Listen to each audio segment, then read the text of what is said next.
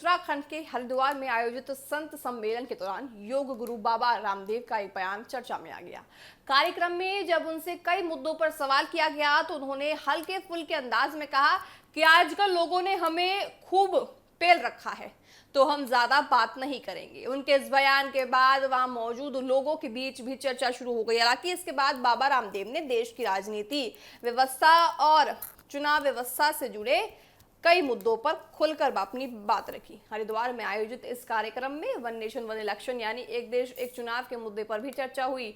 बाबा रामदेव ने इसका समर्थन करते हुए कहा कि बार बार चुनाव होने से देश की विकास और शिक्षा व्यवस्था पर इसका असर पड़ता है। बाबा रामदेव का कहना है कि देश में लगातार चुनावी माहौल बना रहना और सरकारों से प्रशासन का काफी समय चुनावी तैयारियों में चला जाता है। ऐसे में अगर लोकसभा और विधानसभा चुनाव एक साथ कराए जाए तो व्यवस्था पर बोझ कम हो सकता है और विकास के कामों पर भी ज्यादा ध्यान दिया जाएगा। हरिद्वार के संत सम्मेलन में वन नेशन वन इलेक्शन को लेकर संत समाज की भूमिका पर भी चर्चा हुई है।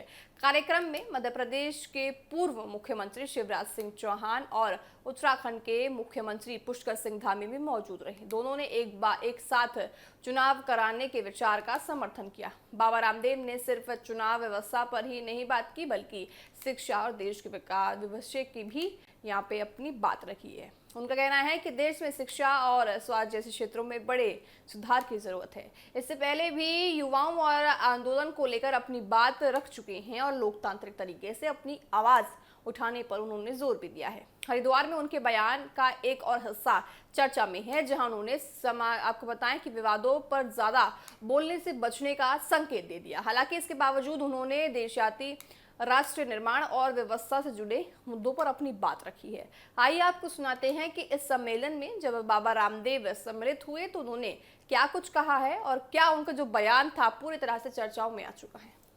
मूल विषय की दो तीन बातें कह करके, वैसे आजकल हमें लोगों ने खूब पेल रखा है तो हम ज्यादा बात नहीं करें, लेकिन कुछ लोग इस फिराक में हैं कि सड़कों से लेकर के संसद तक हंगामा करके अराजकता करके हम देश की सत्ता हथिया लेंगे। ऐसा नहीं हो सकता।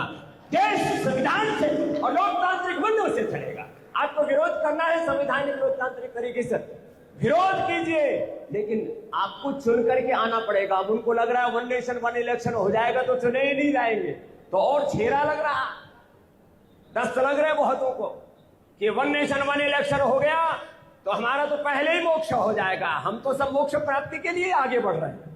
तो हम तो चाहते हैं जिनके पास कोई विजन नहीं है उन लोगों का राजनीतिक रूप से भी मोक्ष हो जाए तो ही श्रेष्ठ है।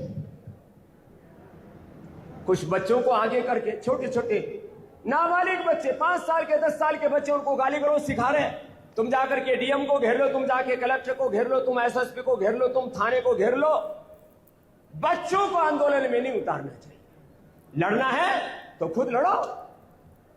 माना कि देश के शिक्षा चिकित्सा तंत्र अर्थतंत्र कृषि तंत्र देश के लोकतंत्र में सुधार के बहुत से और हमें बड़े काम करने, लेकिन कुछ लोगों को ऐसा लगता है देश में कुछ हो ही नहीं रहा।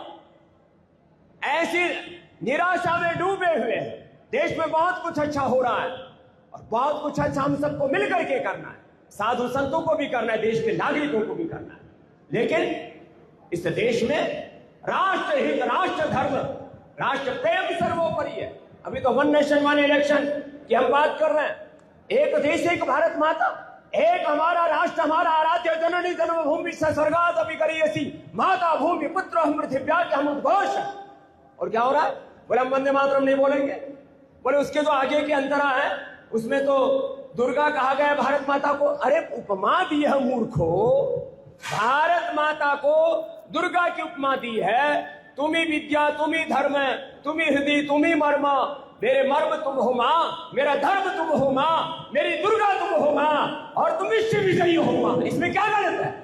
कोई देवी देवताओं के उपासना।